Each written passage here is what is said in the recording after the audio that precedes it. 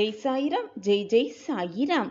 என் அன்பு பிள்ளையே, பலர் பலவிதமாக உன்னை அவதூறாக பேசினாலும் கவலையே படாதே. நீ எடுத்த முயற்சியிலிருந்து மாறாமல் உன் பயணத்தை செய்து கொண்டே இரு. வெற்றியை மிக சுலபமாக எட்டி பிடித்து விடலாம். கலங்காதே, உன்னுடைய பொறுமைக்கான பரிசு வரப்போகிறது.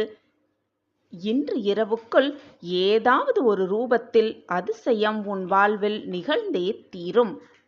நீ கவலைப்பட்ட விஷயம் ஒரு அதிசயத்தில் மகிழ்ச்சியாக மாறும்.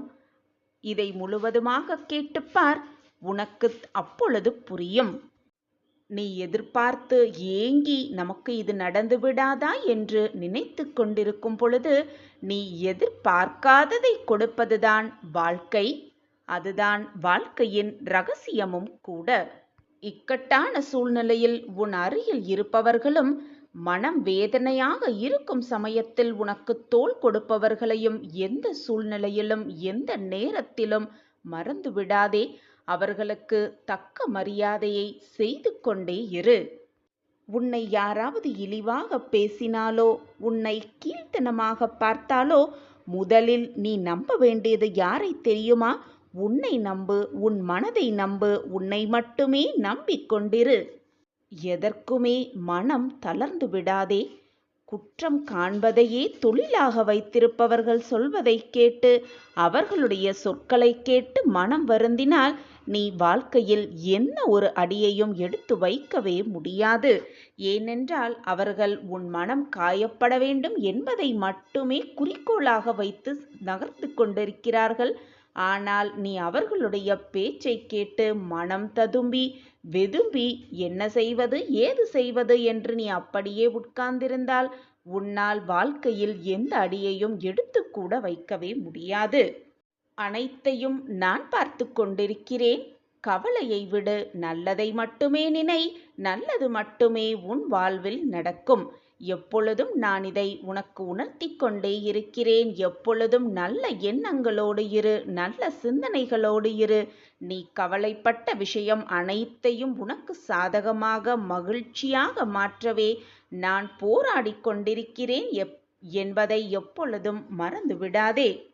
நீ அன்பாக இருந்தாலும் சரி, கோபமாக இருந்தாலும் சரி, அதை புரிந்து கொள்பவர்களிடம் மட்டுமே அந்த அன்பையும் கோபத்தையும் காட்டு. அப்பொழுதுதான் அவர்களால் அதை புரிந்து கொள்ள முடியும். அப்படி இல்லாமல் உன் அன்பையும் கோபத்தையும் உன் பாசத்தையும் வெறுப்பையும் உன்னை யாரென்றே புரிந்து கொள்ளாதவர்களிடம் நீ காட்டினால் உன்மேல் அவர்கள் வெறுப்பு தான் அதிகமாகுமே தவிர உன் மீது எதுவுமே வரவே வராது. அது மட்டுமல்லாமல் எந்த மாற்றமும் நிகழவும் நிகழாது. உன்னுடைய அன்பையும் கோபத்தையும் நீ தவறான இடத்தில் காட்டினால் நீதான் மீண்டும் விமர்சிக்கப்படுவாய் என்பதை எப்பொழுதும் நினைவில் வைத்துக்கொள். நீ தெரிந்தோ தெரியாமலோ செய்யும் கெட்ட காரியங்களின் பலன்கள் உனக்கு உடல் நோயாகவோ அல்லது மன நிம்மதி இல்லாமலோ அல்லது துன்பமாகவே உன் வாழ்க்கையில் உருவெடுத்து உன்னை வாட்டி வதைக்கும். நீ தெரியாமல் செய்த தவறாக இருந்தாலும் சரி, தெரிந்தே செய்த தவறாக இருந்தாலும் சரி, உன்னை வாட்டி வதைக்கத்தான் செய்யும். உன்னுடைய தண்டனை காலம் முடியும் வரை அனைத்தையும் சகித்து கொண்டுதான் வாழ வேண்டும். தண்டனை காலம் என்று நான் என்ன சொல்கிறேன் என்று உனக்கு புரிகிறதா? உன்னுடைய கர்ம வினைகள்தான் நான் தண்டனை காலம் என்று உணர்த்தி கொண்டிருக்கிறேன். உன் தண்டனையை நீ அனுபவித்துதான் ஆக வேண்டும். உனக்காக வேறு யாரும் உன் தண்டனையை அனுபவிக்கவே முடியாது. ஏனென்றால் நீ செய்ததுதானே நீ அனுபவித்துதானே ஆக வேண்டும். அதுவரை சகித்து கொண்டிரு. அனைத்தையும் சகித்து கொண்டிருந்தால்தான் வாழ்க்கையில் சுவாரஸ்யம் அடங்கியிருக்கும். அப்பொழுதுதான் உன் வாழ்க்கையில் நீ வெற்றியும் அடைவாய்.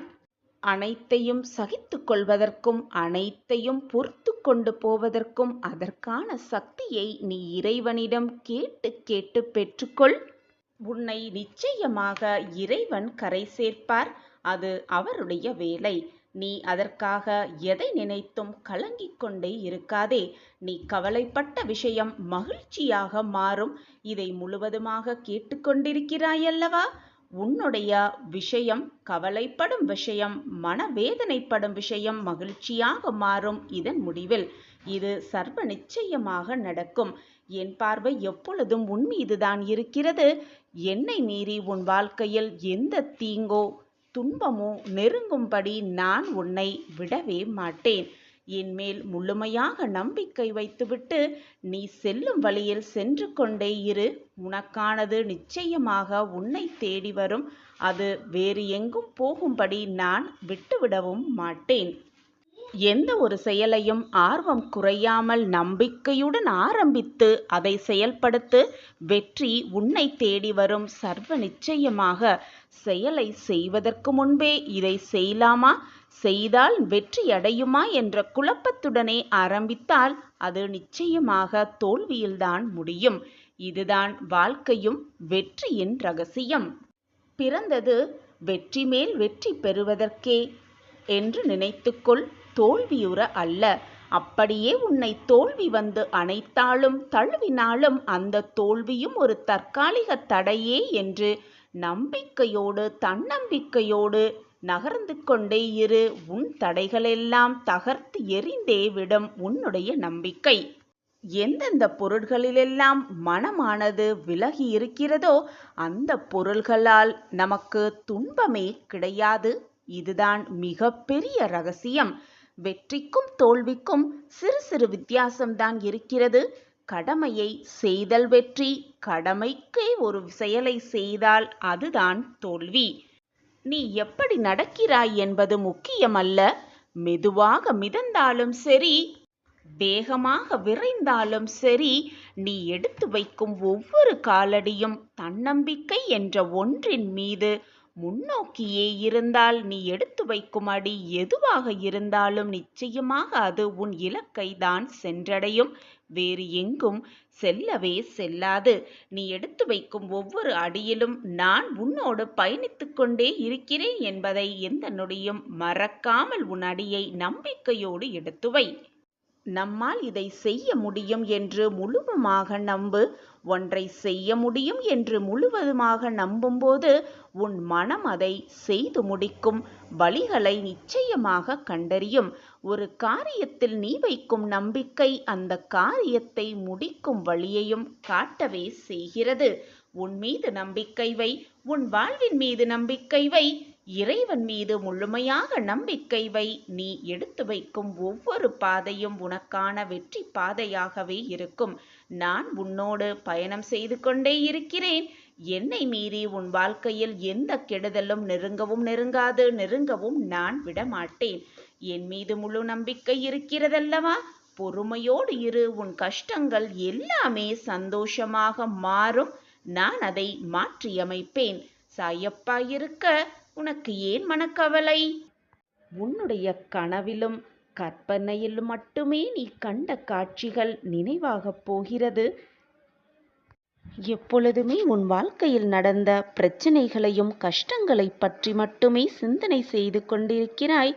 தர்ம சிந்தனையால் நடப்பதால் மட்டுமே நான் இவ்வளவு கஷ்டங்களை அனுபவித்து கொண்டிருக்கிறேனே என்ற தவறான எண்ணம் உன் மனதில் ஓடிக்கொண்டே இருக்கிறது.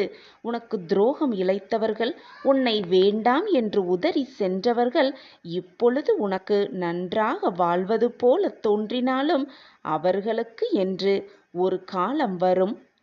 காலம் மாறிக்கொண்டேதான் இருக்கும். இன்று நீ கஷ்டப்படுகிறாய் என்றால் நாளை நீ சந்தோஷமாக இருப்பாய் என்பதுதான் நிஜம். அதுதான் உலக நியதியும் கூட. இன்று சந்தோஷமாகவும் நிம்மதியாகவும் இருப்பதைப் போல ஒரு தோற்றத்தை அவர்களுக்கு கொடுத்தாலும் கூட அவர்கள் செய்த பாவத்தின் கணக்கு நிச்சயமாக காலம் அவர்களுக்கு நல்ல ஒரு பதிலை தரும். அவர்கள் செய்த பாவ புண்ணிய கணக்குப்படிதான் எல்லோர் வாழ்விலும் இன்பமும் துன்பமும் மாறி மாறி வந்து கொண்டுதான் இருக்கும். அவரவர் செய்த கர்ம வினையை அவரவர் அனுபவித்துதான் ஆக வேண்டும். யாருமே அதிலிருந்து தப்பிக்கவே முடியாது. கஷ்டத்தை மட்டுமே செய்பவர்கள் சந்தோஷமாக வாழ்கிறார்களே. எப்பொழுதும் நல்லதை மட்டுமே நினைத்து கொண்டிருக்கும் நான் வேதனையை மட்டுமே சுமந்து கொண்டிருக்கிறேனே என்று நீ தவறாக எண்ணிக்கொண்டிருக்கிறாய். அது உன்னுடைய தவறான எண்ணம்தான். அவர்கள் எல்லாம் காலையில் பூத்து மாலையில் வாடும் மலரை போன்றவர்கள். ஆனால் நீயோ விருட்சமாக வளர்ந்திருக்கிறாய். உன்னுடைய நல்ல எண்ணம் எனக்கு தெரியும். உன் எண்ணம் எப்படி, உன்னுடைய எண்ணம் மற்றவர்களுக்கு எந்த நன்மையை பெற்றுக் கொடுக்கும் என்பதும் உன் சாயப்பாவிற்கு மிக நன்றாகவே தெரியும். உன்னுடைய நேர்மறையான சிந்தனை, உன்னுடைய நேர்மறையான எண்ணமே உன் வாழ்க்கையில் உன்னை வெற்றியடைய செய்யும்.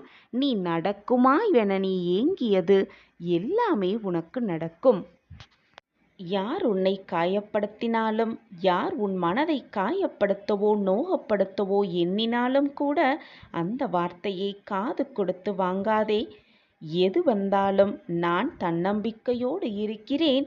ஆழமாக வேரூன்றி இருக்கும் விருட்சமாக நான் இருக்கிறேன். எனக்கு துணையாக என் பாபா என்னோடு இருக்கிறார் என்று உன்னை ஏளனமாக பேசுபவர்களிடம் சொல்லிப்பார். வந்தவர்கள் வந்த தடம் தெரியாமலேயே உன்னை விட்டு விலகி சென்று விடுவார்கள். ஒன்றை நன்றாக புரிந்து கொள் என் பிள்ளையே. நீ கோபப்பட்டு வெண்டு விட்டாயென்றால், கோபப்பட்டதனால் மற்றவர்கள் வாக்குவாதத்தில் ஈடுபட்டிருக்கும் பொழுது அவர்கள் அமைதியாக சென்று விட்டார்கள் என்றால் உன் கோபம் பெரியது. நீதான் வென்று விட்டாய் என்ற அர்த்தம் கிடையாது. அதை தாங்கிக் கொண்டவர்களின் பொறுமை அதைவிட பெரியது. அதனால்தான் அவர்கள் வென்றிருக்கிறார்கள் என்றுதான் அர்த்தம். நீ தோற்றுதான் இருக்கிறாய் என்பதுதான் நிதர்சனமான உண்மை. என் வாழ்க்கை மட்டும் எப்பொழுதுமே இருள் சூழ்ந்தே இருக்கிறதே என்று கவலை கொள்ளாதே. கனவுகளும் முளைப்பது அந்த இருளில்தான். வெற்றி அடையப் போகும் அந்த கனவுகள் முளைப்பதும் அந்த இருளில்தான். எனவே இருள் சூழ்ந்து கொண்டே இருக்கிறதே என்று கவலைப்படாதே. ஏதாவது ஒரு சிறிய தீபத்தை நீயே ஏற்றி வைத்துப்பார். அந்த இருளும் மிக பிரகாசமாகவே உன் கண்களுக்கு தெரியும். தோல்விப்பட்ட உனக்குதான் வெற்றியின் அருமை தெரியும். எனவே தன்னம்பிக்கை ஒன்றை மட்டும் மனதில் வைத்துக்கொண்டு வெற்றிக்காக வரிந்து கட்டு. நிச்சயமாக உன் வாழ்க்கையில் வெற்றியை மிக சுலபமாக எட்டிப்பிடிக்கலாம். தோல்விகள் என்பது உன்னை தூங்க வைக்க பாடும் தாலாட்டு அல்ல, நீ நிமிர்ந்து நிற்பதற்கான தேசிய கீதம் என்பதை மனதில் வைத்துக்கொள். வெற்றி எப்பொழுதுமே உன் பக்கம் வீசிக்கொண்டே இருக்கும். வசந்த காற்று உன் பக்கம் எப்பொழுதும் அடித்துக்கொண்டே இருக்கும். செல்லும் பாதையில் ஏதாவது ஒரு தடங்கல் வந்தால் கீழே விழுந்து விட்டோமே, இனி நாம் என்ன செய்ய முடியும் என்று அப்படியே உட்கார்ந்து விட்டால் எழுவதற்கு ஒரு நொடி கூட தேவையே படாது. விழுந்து விட்டோமே, எழுந்துதான் பார்க்கலாமே என்று சற்று சிறிது நேரம் யோசித்தாலே போதும், எழுவதற்கு 100 மடங்கு பலம் உன் மனதிலும் உன் உடம்பிலும் வந்து சேரும். விழுந்தால் அப்படியே உட்கார்ந்து விட வேண்டும் என்ற அவசியமில்லை. எழுந்து பார்க்கலாம், ஓடி பார்க்கலாம், போராடி பார்க்கலாம், வாழ்க்கையை வென்றுதான் காட்டலாம். நமக்கு நாமே ஆறுதல் கூறும் மன தைரியம் எப்பொழுதுமே நமக்கு இருந்தால் போதும், அனைத்தையும் கடந்து போய்க்கொண்டே இருக்கலாம். எல்லோரும் இந்த வழியிலேயே பயணம் செய்து கொண்டிருக்கிறார்களே என்று நீயும் அதே வழியில் பயணம் செய்ய எண்ணாதே. உனக்கான தனி பாதையை நீயே தேர்ந்தெடுத்து அந்த பாதையில் பயணம் செய்து கொண்டே இரு. உனக்கான வெற்றி உனக்காகவே காத்திருக்கும். சாயப்பா நமக்காகவே இருக்கிறார். நம் வாழ்க்கையை வெற்றியில் கொண்டு வந்து சேர்ப்பார் என்ற நம்பிக்கை சிந்தனை உன் மனதில் இருந்தால் போதும், நிச்சயமாக நீ நினைப்பதற்கு மேலாகவே உன் சாயப்பா உனக்காகவே காத்து கொண்டிருப்பேன். உன் வாழ்க்கையில் வெற்றியை உன் காலடியில் கொண்டு வந்து சேர்ப்பேன். சாயப்பா இருக்க உனக்கு ஏன் மனக்கவலை? நீ எதிர்பார்த்ததை எதிர்பார்க்காத நேரத்தில் நான் உனக்கு கொண்டு வந்து சேர்ப்பேன்.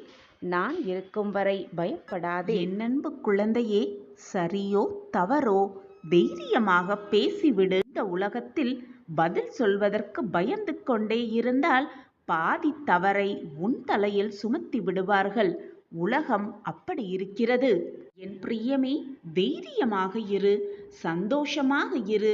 இனி உன் வாழ்வில் சந்தோஷங்கள் வரிசை கட்டி காத்து கொண்டிருக்கிறது.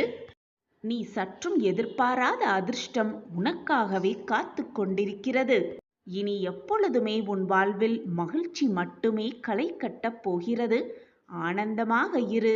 நான் இருக்கிறேன் உன் வாழ்க்கையை சரி செய்ய, மேம்படுத்த, வெற்றியடைய செய்ய. நீ உயரப் போகும்போது உதவும் உறவை விட நீ கீழே விழும் சமயத்தில் உன்னை தாங்கி பிடிக்கும் உறவே மிக உன்னதமான உறவாக இருக்கும். அதை எப்பொழுதும் மறந்து விடாதே.